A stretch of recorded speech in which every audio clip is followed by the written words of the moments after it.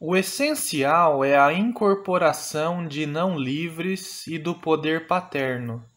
Em consequência, o tipo consumado dessa forma de família é a família romana. Originalmente, a palavra família não significava o ideal do filisteu de nossa época, composto de sentimentalismo e discórdia doméstica. Entre os romanos, nem mesmo se fazia referência ao casal e a seus filhos e filhas, mas unicamente aos escravos. Famulus designa o escravo doméstico e família é o conjunto de escravos que pertencem a um homem. Ainda na época de Gaio, a família, id est patrimonium, família, isto é, a herança, era legada por testamento. A expressão foi inventada pelos romanos para designar um novo organismo social, cujo chefe submetia mulher, filhos e filhas e certo número de escravos ao seu poder paterno romano, com direito de vida e morte sobre todos eles. Portanto, a palavra não é mais antiga que o sistema familiar encouraçado das tribos latinas que despontou após a introdução da atividade rural e da escravidão legal e após a separação entre os ítalo-arianos e os gregos. Marx acrescenta: a família moderna contém em seu cerne não só a escravidão, mas também a servidão feudal, já que desde o início tem relação com os serviços agrícolas. Ela contém, em miniatura, todos os antagonismos que mais tarde se desenvolveriam na sociedade e em seu estado. Essa forma de família evidencia a transição do casamento do par para a monogamia. A fim de assegurar a fidelidade da mulher e, portanto, a paternidade dos filhos-filhas, a mulher é submetida incondicionalmente ao poder do homem. Quando ele a mata, está apenas exercendo seu direito. Com a família patriarcal, pisamos no território da história escrita e, desse modo, no campo em que a ciência jurídica comparativa pode nos prestar um auxílio significativo. E, de fato, nesse ponto, ela nos propiciou um progresso essencial.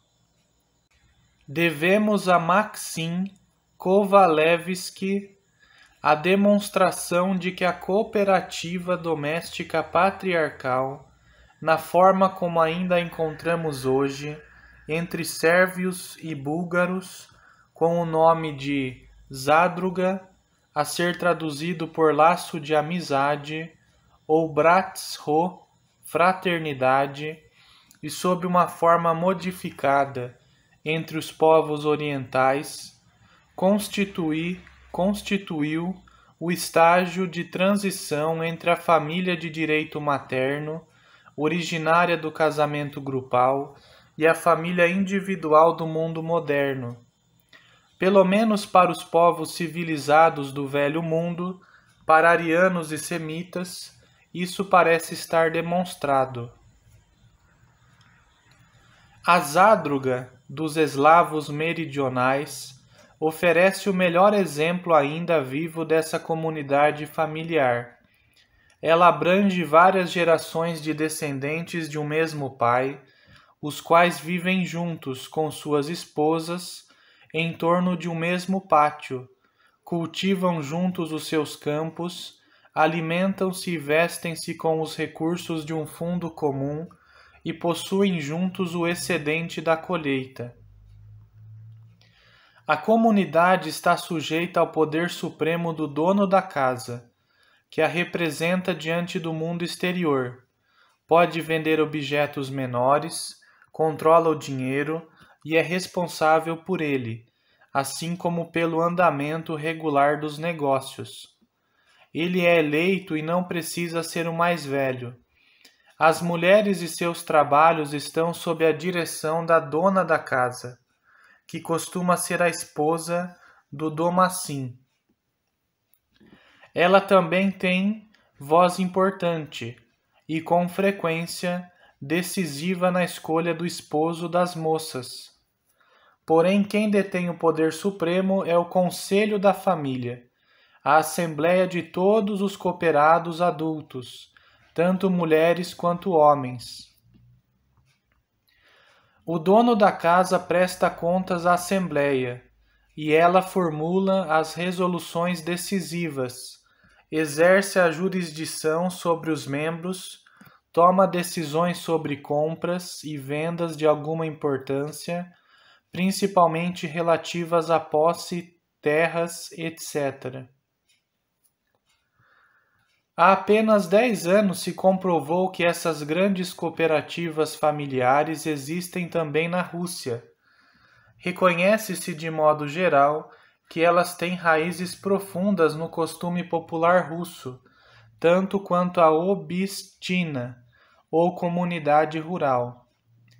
Elas figuram no código legal mais antigo da Rússia, com a mesma designação, com que aparecem nas leis dalmáticas, podendo ser comprovadas também nas fontes históricas polonesas e tchecas. Também entre os germanos, segundo Heusler, originalmente a unidade econômica não era a família individual no sentido moderno, mas a cooperativa doméstica, composta de várias gerações ou então famílias individuais, muitas vezes incluindo indivíduos não livres. A família romana também é derivada desse tipo, e por isso o poder absoluto do pai da família, bem como a ausência de direitos dos demais membros da família em relação a ele, tem sido muito questionado em tempos recentes. Supõe-se que entre os celtas da Irlanda tenham existido cooperativas familiares semelhantes.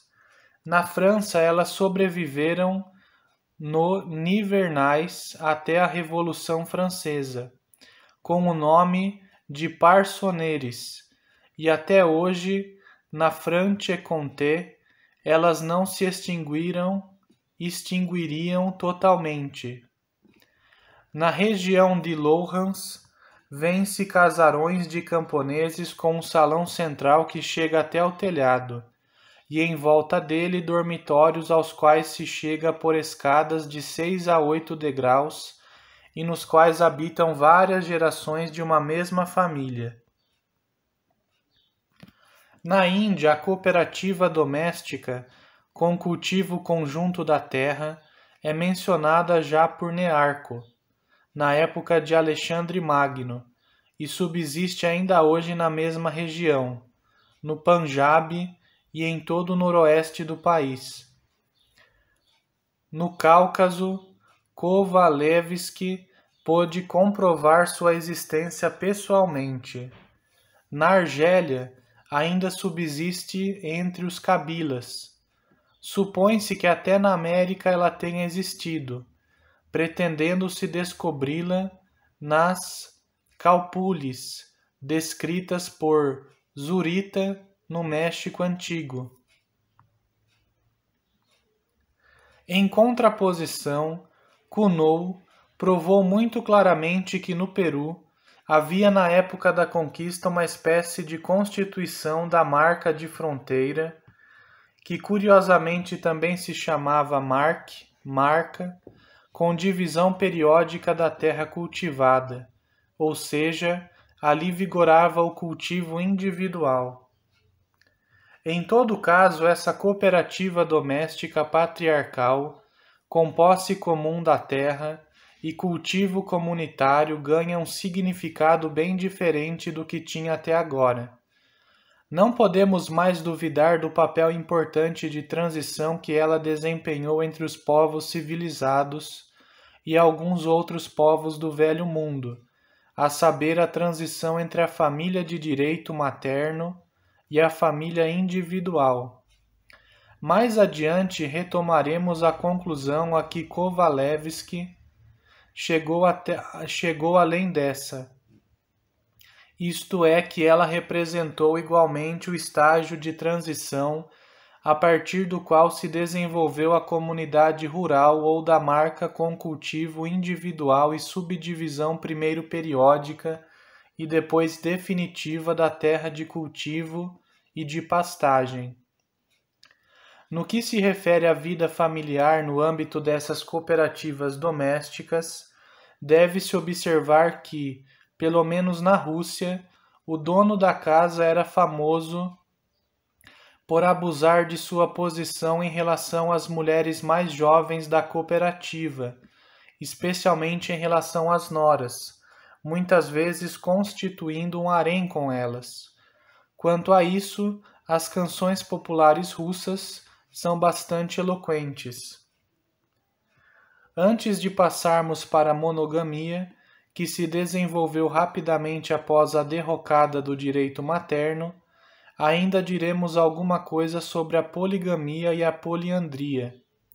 Essas duas formas de casamento só podem ser exceções, produtos históricos de luxo, por assim dizer, a não ser que ocorram simultaneamente em todo um país, e reconhecidamente não é o caso.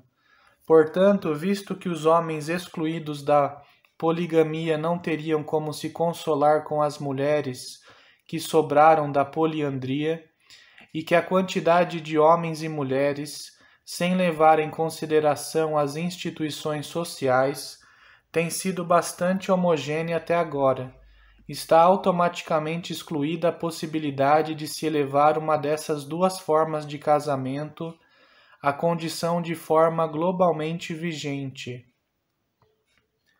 De fato, a poligamia de um homem evidentemente era produto da escravidão e limitava-se a casos individuais excepcionais. Na família patriarcal semítica, só o patriarca e no máximo alguns de seus filhos vivem em poligamia, enquanto os demais precisam se contentar com uma mulher. É assim até hoje em todo o Oriente. A poligamia é um privilégio dos ricos e nobres, e as mulheres são recrutadas principalmente por meio da compra de escravas.